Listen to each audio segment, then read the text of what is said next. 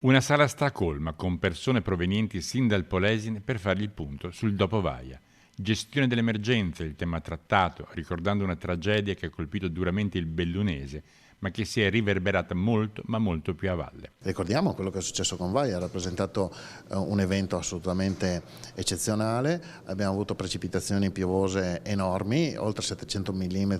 sono stati i picchi in poche ore e abbiamo avuto raffiche di vento di oltre 200 km/h ed è giusto ricordarlo a 5 anni da quello che è successo. Vaia non si può dimenticare, basta girare le valli che ne furono colpite per vederne ancora le conseguenze, compresi i pendii dove si è ritenuto preferibile lasciare i tronchi abbattuti lì dove sono, per non rischiare ulteriori smottamenti. Mi spiace che qualcuno ricordi Vaia solo per gli alberi abbattuti, è stato il minore dei problemi e qui c'era una situazione devastante, mancavano le strade, nel senso che proprio mancavano, erano crollate le strade, mancavano le linee elettriche, anche queste erano crollate i tralicci, mancavano gli acquedotti che erano stati devastati, mancavano i collegamenti, c'erano case inagibili, oltre 100 persone evacuate, abbiamo avuto problemi su edifici strategici come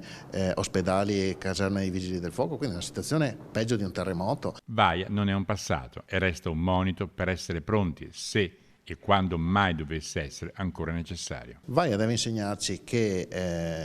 le opere di prevenzione sono fondamentali, infatti hanno funzionato, abbiamo avuto meno danni rispetto al 66 e poi anche i modelli previsionali di cui è dotata la Regione hanno dato un esito positivo perché abbiamo annunciato l'evento con 3 giorni di anticipo. Questo ha consentito di far